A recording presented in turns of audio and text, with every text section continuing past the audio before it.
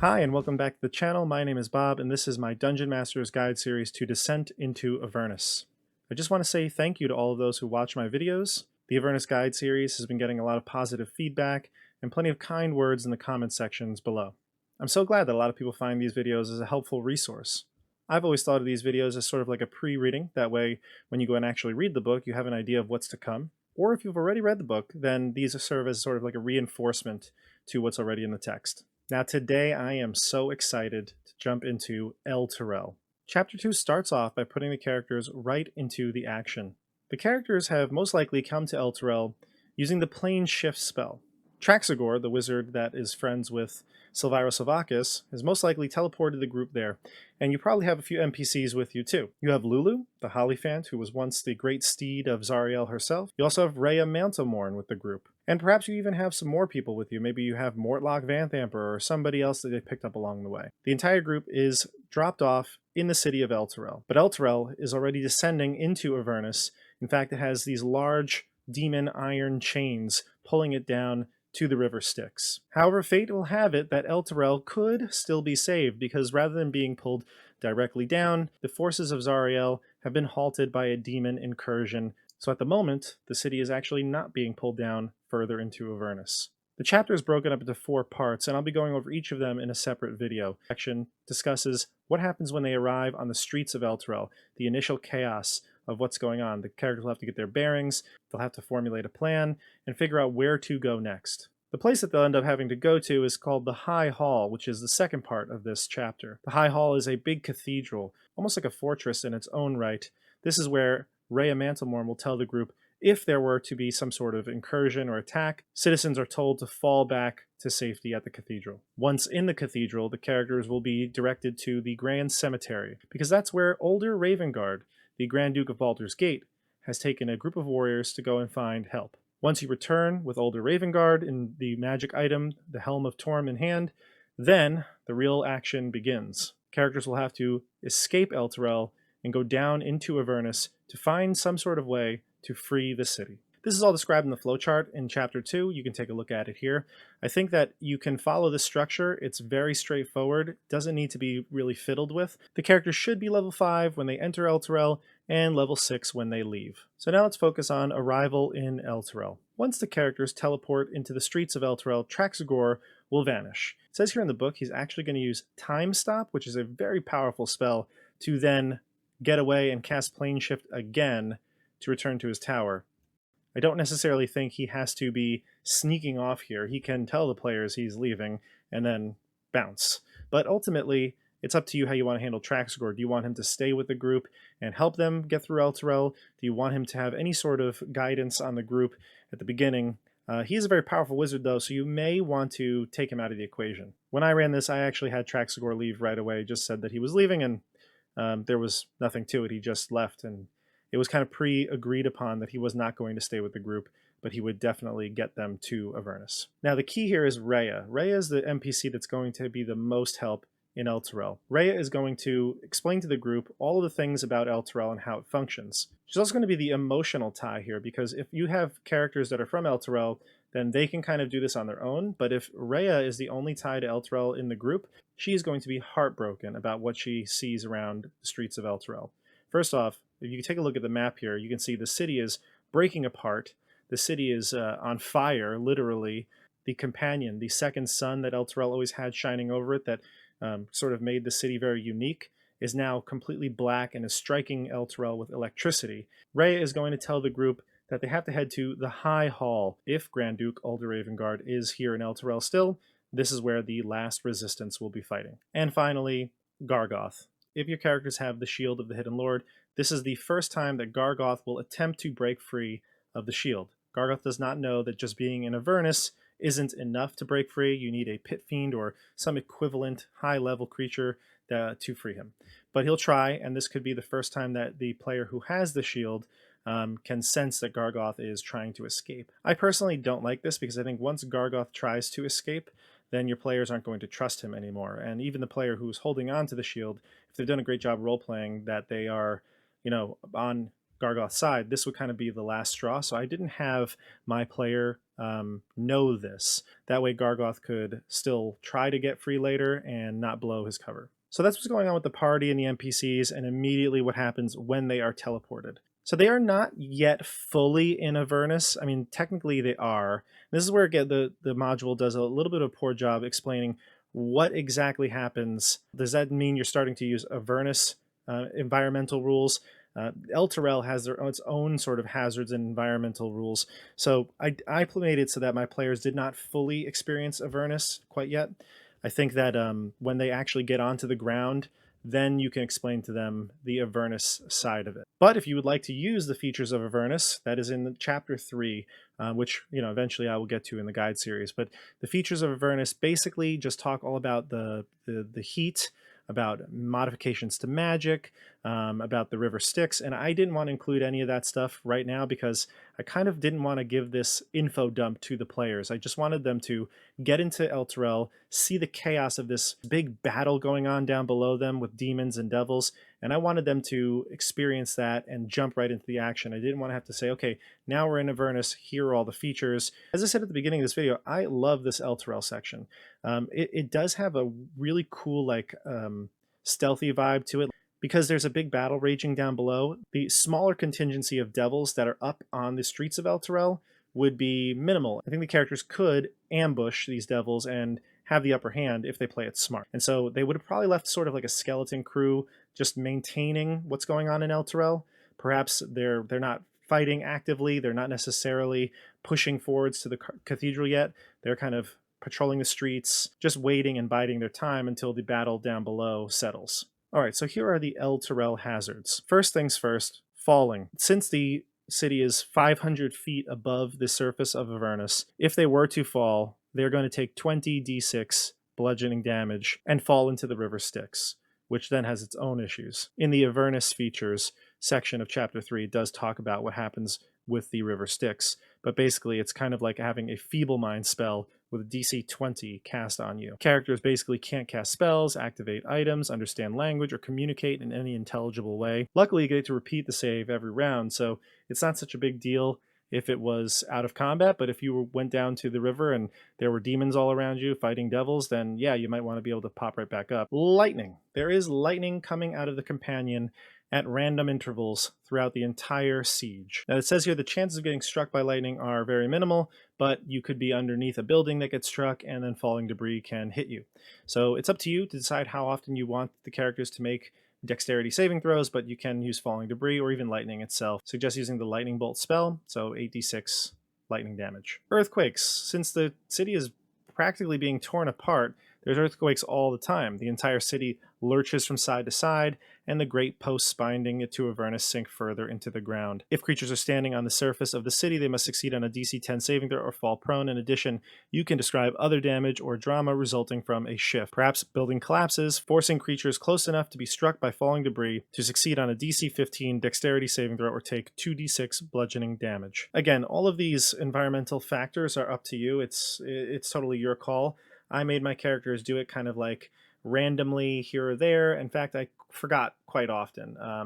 It just was something that while the scenarios were going on, I just often forgot. But when I did remember and make them make those saves, it did kind of add a little bit to the environment. You really do want to get the point across that Elturel is in really bad shape, and if they don't act quickly, this city is going to be destroyed. All right, so your players have come to Avernus. They've landed in Elturel.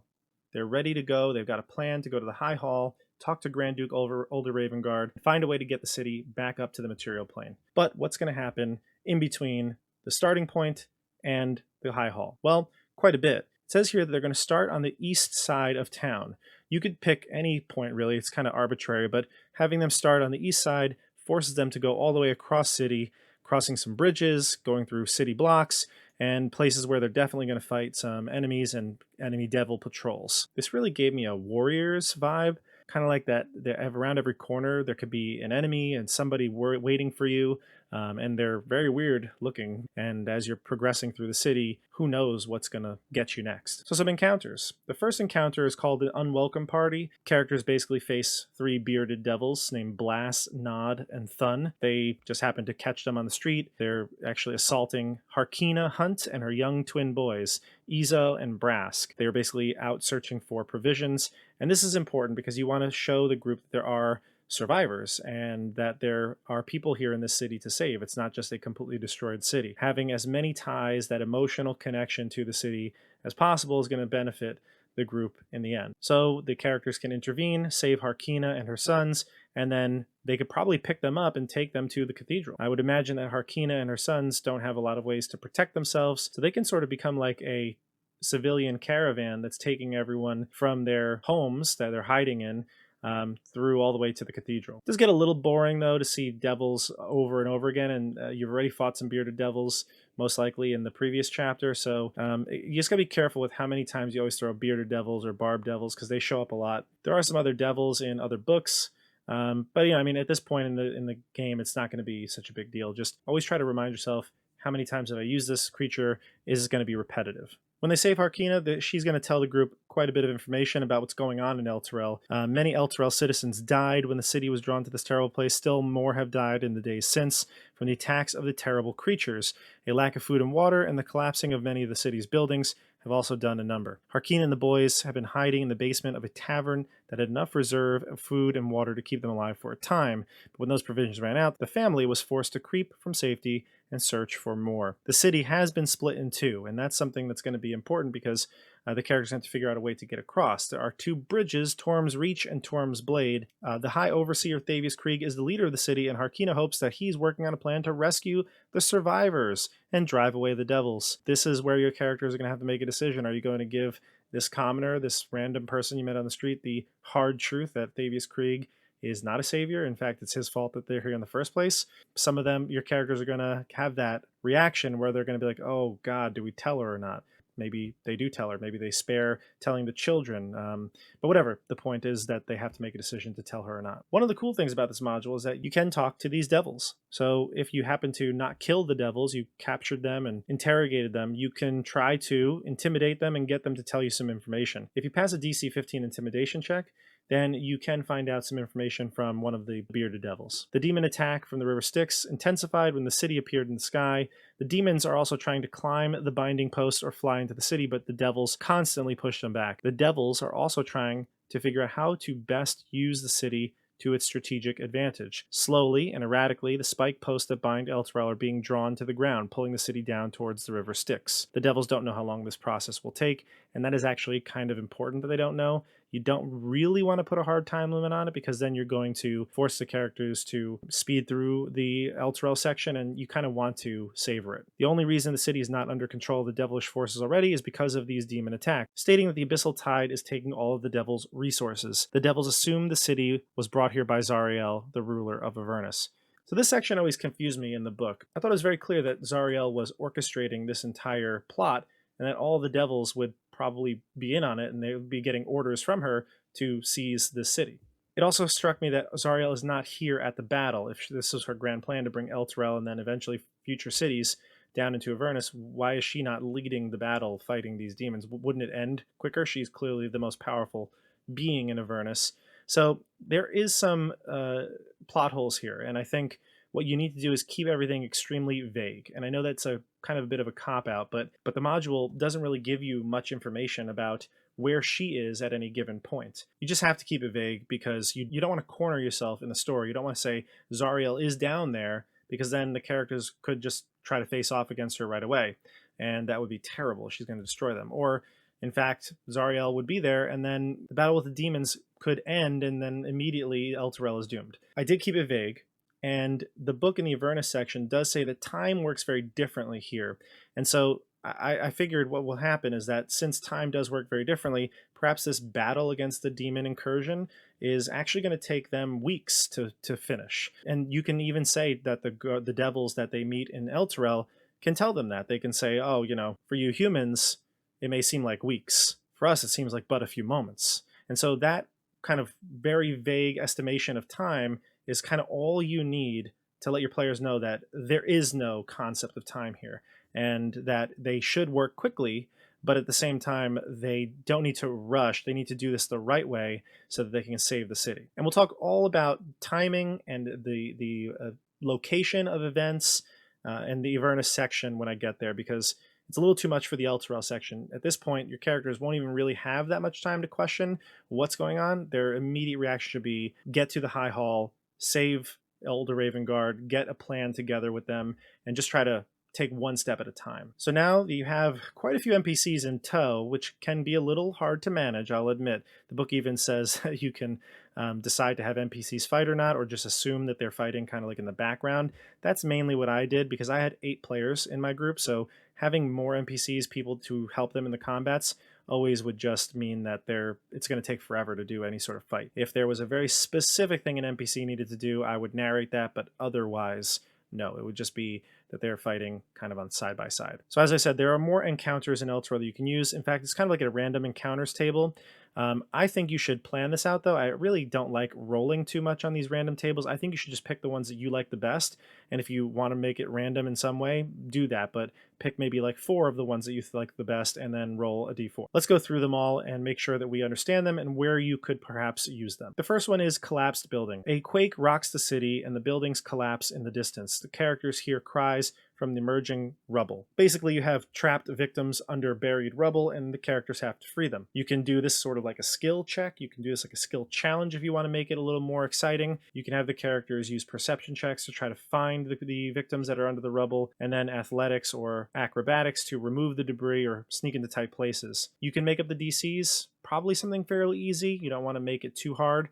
Maybe something like 10 or 13 at most. Characters should be 5th level, so they're probably going to have at least a +6 or 7 at this point. If your characters have some sort of magical assistance, you could just give it to them automatically, and this is just more of a role-playing moment for them, a skill challenge with some role-playing at the end when they save citizens. The second encounter is the cry for help. You can find a human under the attack of a bulazau. These are the goat-like demons that have managed to slip past the devil's guard, and so you have to encounter some demons too. Number 3 is the ghastly meal. I used this encounter and I really loved it. The characters catch a glimpse of cloaked figures sneaking out of an alleyway and into a residence. So when you see that and it looks kind of odd to you, they inspect the area and find out that these ghasts are eating around a table, but they look like humans. So if the characters try to approach, they'll find out that they're actually ghasts and they are not going to communicate, they're going to attack. So it's combat right there.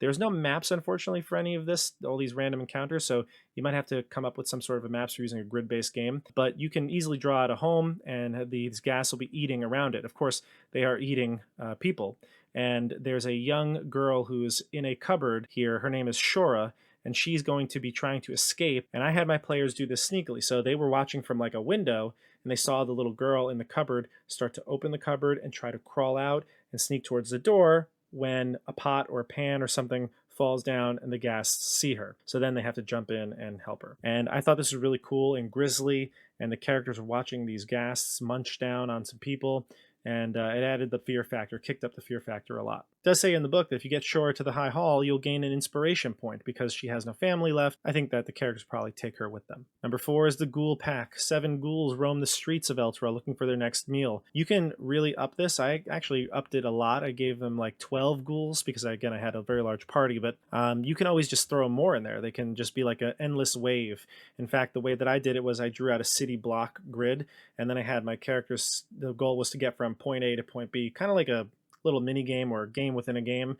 If they can get from point A to point B, the encounter ends, and I let them know this ahead of time. It was just a fun little thing to break up the monotony, and once everybody got to that point, then they moved on to the next encounter. Number 5 is the Hateful Patrol, a Maragon, which was new to me, although I guess it was in Mordenkainen's Tome of Foes or Volo's Guide, I forget which one, but it was a new type of devil. I've never seen them before. They're really cool. They have some pretty nasty attacks.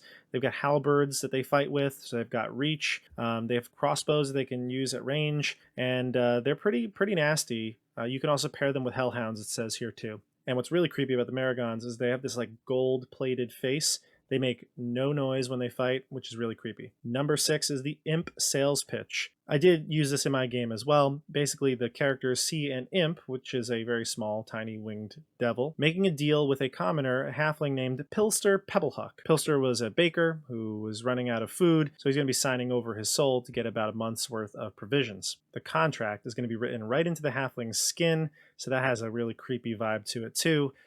Your characters can try to tell Pilster that this deal is not going to work and try to persuade him to not sign this deal and not take it, but ultimately he seems desperate. So unless the characters are promising to give him food or promising to give him some assistance, then unfortunately he's going to go through with this deal. The imp could also turn to the group and suggest that he'll give them some assistance. There's a whole bit about devil contracts in the appendix of the book. There are some really cool ways that you can implement contracts in your game. More on that later. This could also be the first time the group encounters a soul coin. The imp will probably have one of them on him and perhaps get a soul coin from Pilster when the deal is signed. So soul coins will come up later in the Avernus section, but they're basically the currency of Avernus. They're what powers the infernal war machines that you're going to use later. The characters probably shouldn't get one right now, but seeing it, having maybe the imp explain what it is, could foreshadow what they're going to need to use later in the adventure. The 7th encounter on this random encounters chart is the Narzagon Cavalier. The Narzagon is basically this devilish hell rider riding some flaming steed, and it's really cool. Basically, they patrol the streets, and if a character is spotted by one of these Narzagon, they'll attack. Narzagon's actually pretty nasty, so if you have a small group or a group that's maybe a little bit lower level, maybe you're only level 4 at this point, you haven't leveled them up yet, I'd suggest that you maybe hold off on this one. With my group of 8, they had no problem dealing with one, so you can throw this in if you'd like. Again, I would try to avoid just having random encounter after random encounter. Let them have some room to breathe. Put in some role-playing encounters mixed in with combat. Number 8 is the Spouts of Hellfire. The characters will see a charred humanoid corpse in the middle of the street clutching a silvered longsword in hand. When they approach or anybody moves within 5 feet of it, a gout of hellfire erupts from it. This is basically kind of like a trap. Characters could be approaching it to see if the person is all right, or maybe it's someone they know, and then a dexterity saving throw, DC 12 will have to be made, or they take 4d6 fire damage. Half as much on a successful save. There is a potion here on the charred person's belt. You can get a potion of giant strength, frost giant strength. Number 9 is Vrock Philosophy. A Vrock, which is a demon vulture, fled the battle and flew up to the city to ponder its role in all things. This one was a little weird. I didn't use it. Not that it's not cool. I mean, talking to a Vrock sounds really great. The Vrock will pontificate on the vagaries and possible meanings of existence. You can persuade the Vrock to do it a small favor. Perhaps this could be useful if they need to get across that gap in the middle of the city. The Vrock could maybe fly them or ferry them over, and they don't have to worry about crossing the bridges. That could be a way to bypass it. And number 10 is the Zombie Horde. Because there's a grand cemetery, lots of zombies have risen from their graves due to moving the city to Avernus. And now there's zombies just roaming the street, Walking Dead style. I'd say hold off on doing it until they get a little bit closer to the cemetery. All right, and the last encounters, which are not random, these are the bridge encounters, because again, your characters have to get across that gap to get to the High Hall. To be honest, they might think of something completely different, but they have to get across some way. And the way that the book gives you, there's 2 options, 2 bridges. There's Torm's Reach and Torm's Blade. Both of them are really identical. They don't really have any difference. You can set up these encounters at either one of them. Basically, 2 bearded devils and a spine devil block the bridge, and they cut off citizens from moving and assisting each other and getting across from the parts of the city. It's up to you if you want to have it be identical, no matter which way they go, so you kind of take a little bit of choice out of it. Going to the north or south doesn't really matter if they're the same. I decided to make them a little different. If they went through Torm's Reach, I had different devils set up there. You can use bearded devils or barbed devils. You can use Narzagon. You can use Maragon that I spoke about earlier.